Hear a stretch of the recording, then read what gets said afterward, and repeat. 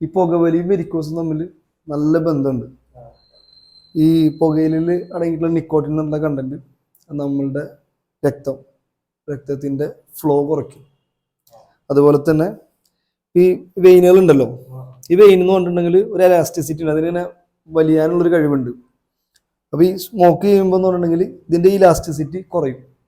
അപ്പോൾ എന്താവും, അതിൽ കൂടെ ബ്ലഡ് ഫ്ലോ കുറയും. അതുപോലെ തന്നെ നമ്മുടെ ശരീരത്തിലുള്ള ബ്ലഡിലുള്ള ഓക്സിജൻ്റെ അളവ് കുറയും. ഓക്സിജൻ്റെ അളവ് കുറഞ്ഞിട്ടുണ്ടെങ്കിൽ ഇതിൻ്റെ ഫ്ലോ കുറയും. അപ്പോൾ എന്താവും, ഇങ്ങോട്ട് പോകുന്ന ബ്ലഡ് പോകുന്നില്ല. ഈ വെരിക്കോസ് വെയിൻ എന്ന് പറയുന്നത് തന്നെ സർക്കുലേഷനുമായി ബന്ധപ്പെട്ടതാണ്.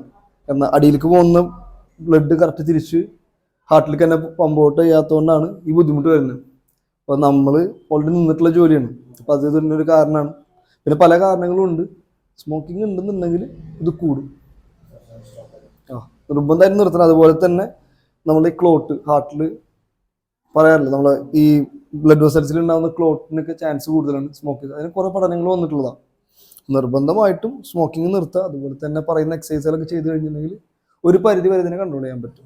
നമ്മൾ ഇന്ന് സ്മോക്കിംഗ് നിർത്തിപ്പോയി, നാളല്ല ഇന്നല്ല ഇപ്പോൾ നിർത്തണം. നിർത്തി കഴിഞ്ഞിട്ടുണ്ടെങ്കിൽ എന്ത് ചെയ്യും, നമ്മുടെ ശരീരം ഇതിനെ റിപ്പയർ ചെയ്ത് തുടങ്ങും.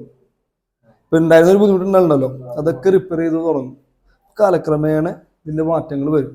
അപ്പം അധികം ഏജ് ഒന്നും ആയിട്ടില്ല, അത്യാവശ്യം ഒരു 3rd ഡിഗ്രിയിലൊക്കെയാണ് നിൽക്കുന്നത്. പക്ഷെ നല്ല മാറ്റങ്ങൾ വരും. ആ കാലിലേക്കുള്ള കടച്ചിലും കാര്യങ്ങളൊക്കെ കുറയും കേട്ടോ.